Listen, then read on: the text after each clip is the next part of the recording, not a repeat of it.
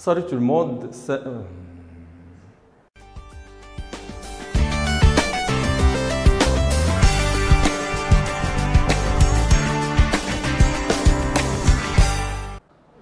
Donc, que ce soit l'examen national ou le devoir surveillé, qu'il y a deux parties dans l'examen. La première partie, c'est ce qu'on appelle la reconstitution des connaissances, soit de la partie qu'il y a une faible note entre 4 et 5 points, que ce soit pour les deux filières, PC ou SVT. La note est faible parce qu'on a des questions directes et qui ne demandent ni d'interprétation ou d'explication. Je nous comme type de question. Le premier type, c'est le fameux QCM, bien sûr, question à choix multiples.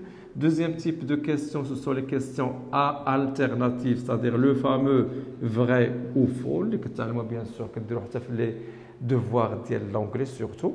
Le troisième type de questions, ce sont les questions à courte réponse, c'est-à-dire, l'exemple, on vous donne une mitochondrie et on vous demande de légender le dessin ou l'observation microscopique. Le quatrième type de questions, ce sont les questions de jonction ou de liaison. Et la question, une liaison entre deux types de termes ou deux groupes de termes, deux tableaux ou deux colonnes. C'est pour le premier type de questions.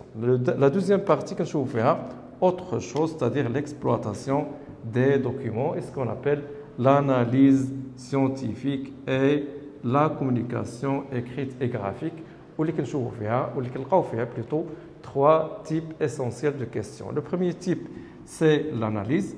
Le deuxième type, c'est l'interprétation. Et le troisième type, ça va concerner, bien sûr, l'interprétation.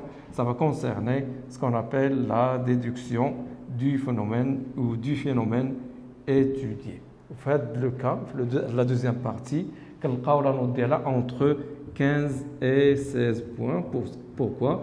Parce qu'on vous propose ici, la deuxième partie, des documents qu'on doit exploiter pour répondre à chacune des trois types de questions, l'analyse, l'interprétation et la déduction.